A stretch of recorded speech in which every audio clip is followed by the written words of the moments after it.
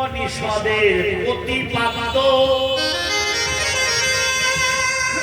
মহারাজ বিলাসের পরিণতি গোপীগণের প্রেমের নির্যাস সার বস্তু সচিমায়ের আনো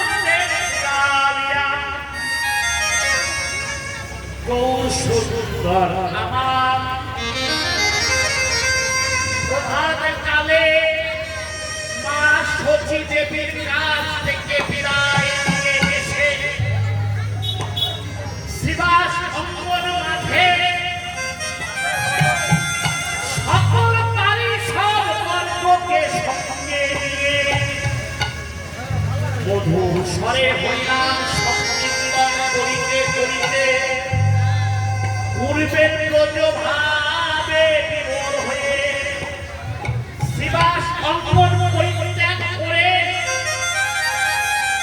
নদিয়ার পথে দাঁড়িয়ে হারাধে হারাধে হারাধে বলে দুটি নয়ন জলে মুখ ভাসিয়ে কাঁদছে আর ঘোড়ায় করা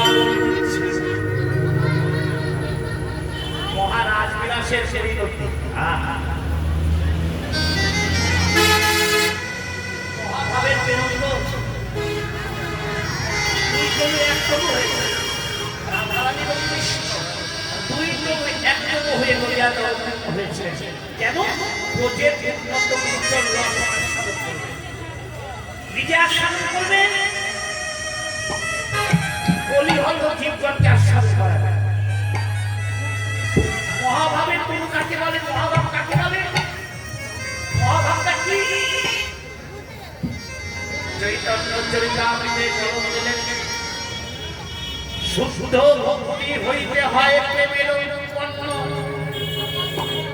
অতএব শুদ্ধ ভক্তির কহিতে লক্ষণ অন্য বাঞ্ছা ব্রহ্ম পূজা ছাড়ি কর্ম আনুকূল্যে সর্বেন্দ্রিয় কৃষ্ণানুশীলন এই তো হয় শুদ্ধ ভক্তি দিয়া হইলেই প্রেম হয় সাধন হইতে প্রেম উৎপন্ন না হয় সাধন হইলে হয় রতিঙ্গয় রতিগার হইলে তারে প্রেম নাম কয় প্রেম বৃদ্ধি কমে নাম দেহ নাম নয় রাগ অনুরাগ ভাবিতে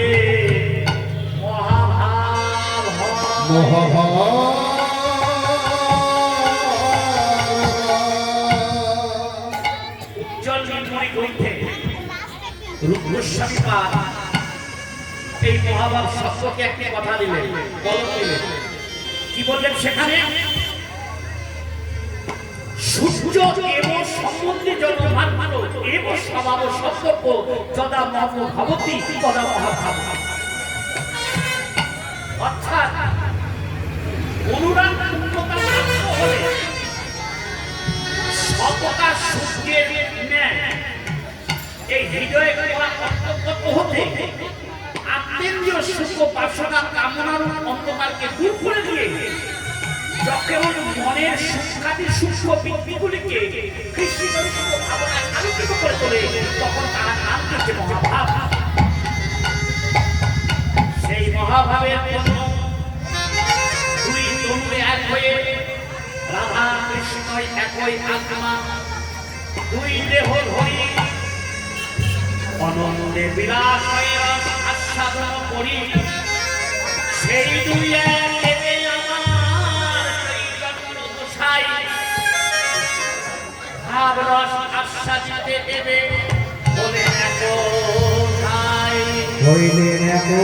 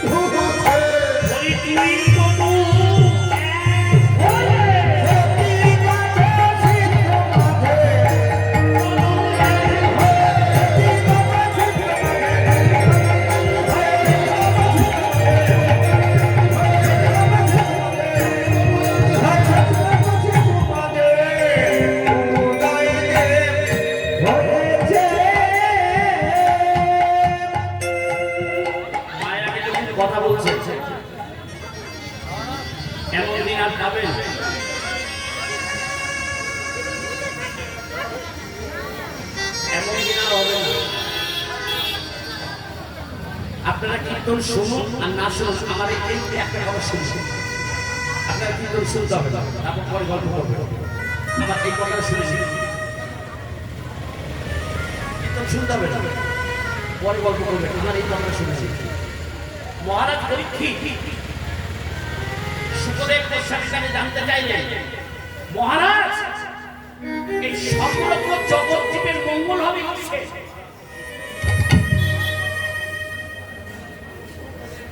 মহারাজ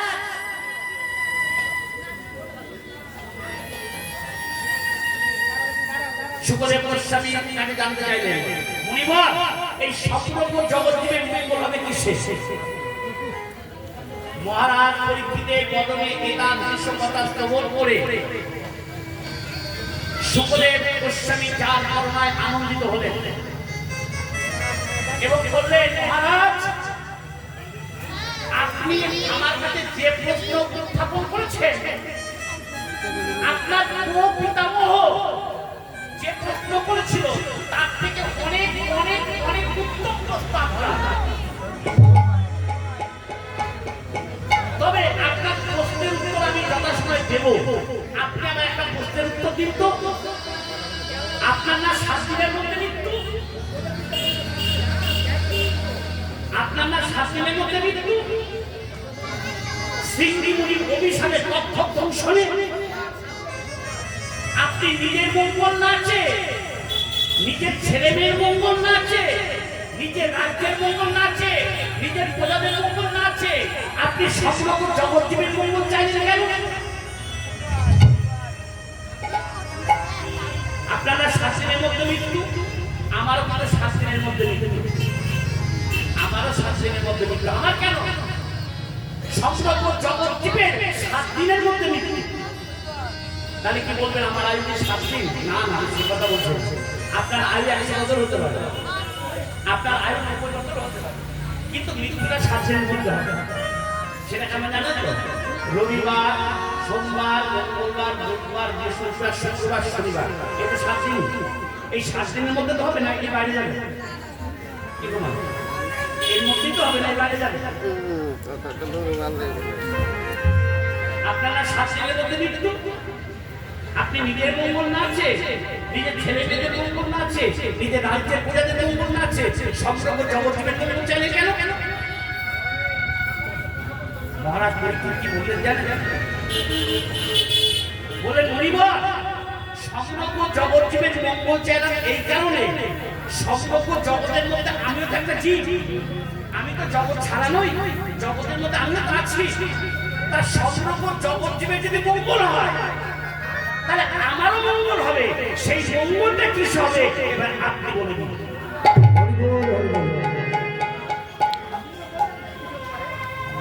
শুকদেব গোস্বামী বলে, তাহলে শুনুন, তাহলে আমরা শুনে নিই।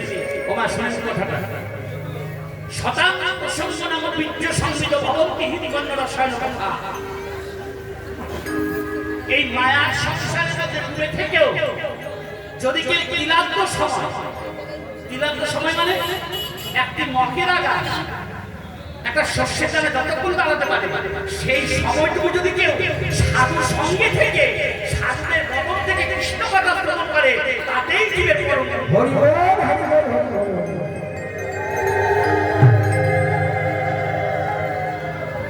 এমন সাধু সংবার হবে আমাদের তো নিঃশ্বাসের বিশ্বাস নেই।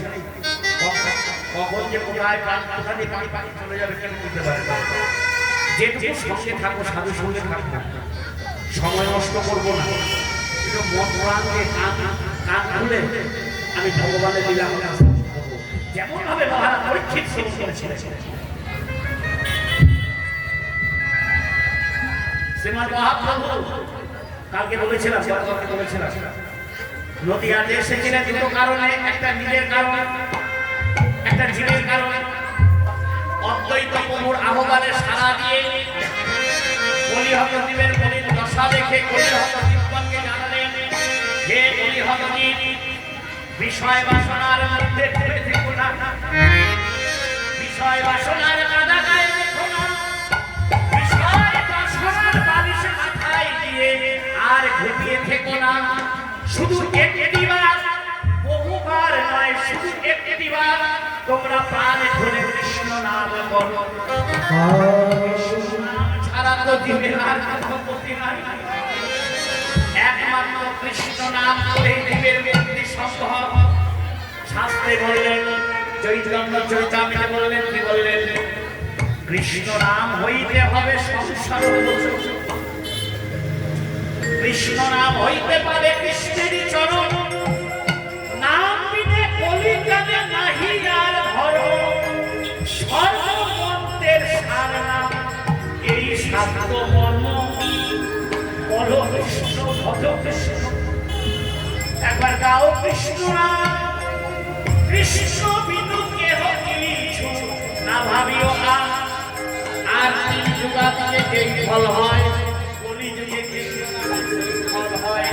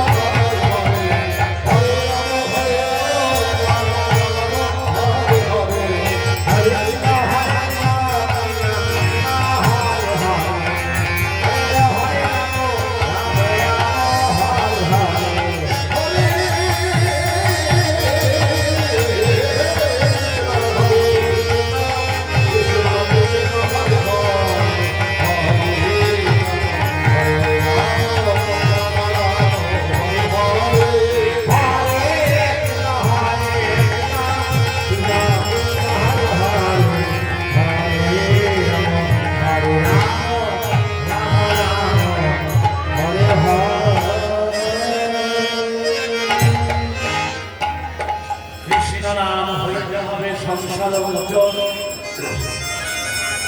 কৃষ্ণ নাম হইতে পাবে কৃষ্ণের চরণ নাম বিনে বলিগালে নারীরার ধর্ম সর্বমন্ত্রের সারনা এই শাস্ত্র মর্ম বলো কৃষ্ণ ভজ কৃষ্ণ গাও কৃষ্ণ নাম কৃষ্ণ বিনু কেহ কিছু না ভাবিও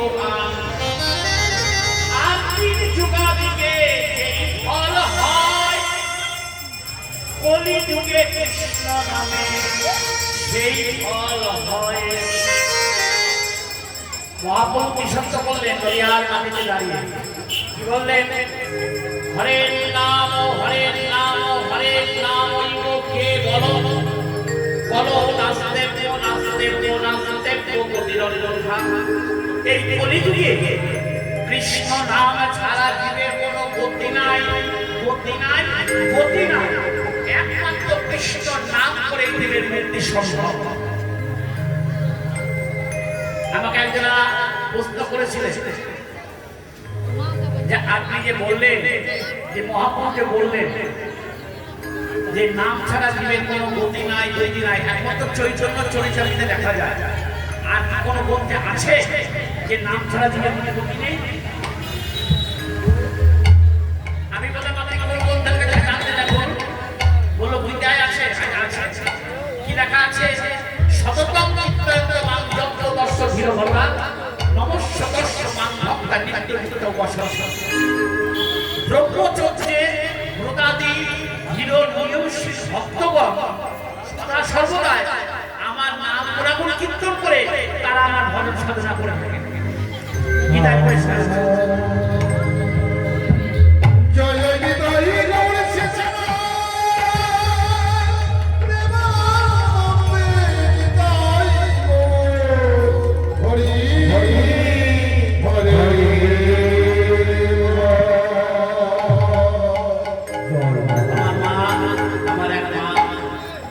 দান করছে, আমি তার দান মস্তকে তুলে নিলাম এবং আমি গৌর গোবিন্দের চরণে সাধুগুরু বৈষ্ণবের চরণে নিবেদন রাখি। মা যেন গৌর গোবিন্দের চরণমুখী হয়, সাধুগুরু বৈষ্ণবের চরণমুখী হয় এবং শেষের দিনে যেন কৃষ্ণ বলতে বলতে যেতে পারে।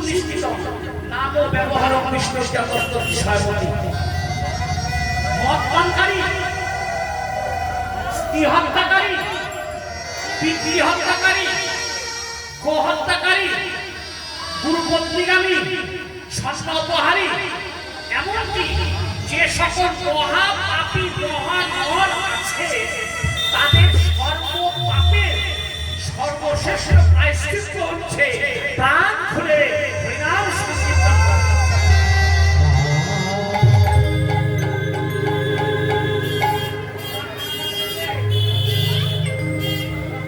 আমাদের যে পৃথিবীর প্রাচীনতম গ্রন্থ বেদ, সেই বেদে কি লেখা আছে? ও আবশ্য জানন্ত নাম চিত বিভক্তির মহস্তে বিষ্ণু সমতম ভজাময় উপপদ সদিষ্টাদি। হে বিষ্ণু, তোমার নাম চিত স্বরূপ, তাই তোমার নামের সম উচ্চারণ করতে না পেরেও যদি কেউ অক্ষরগুলো উচ্চারণ করে তাহলে সে সমস্ত পাপ থেকে মুক্ত হয়ে তোমার চরণ লাভ করে। সেই নাম নদিয়ার পথে পথে বিচরণ করলেন। হরে কৃষ্ণ কৃষ্ণ হরে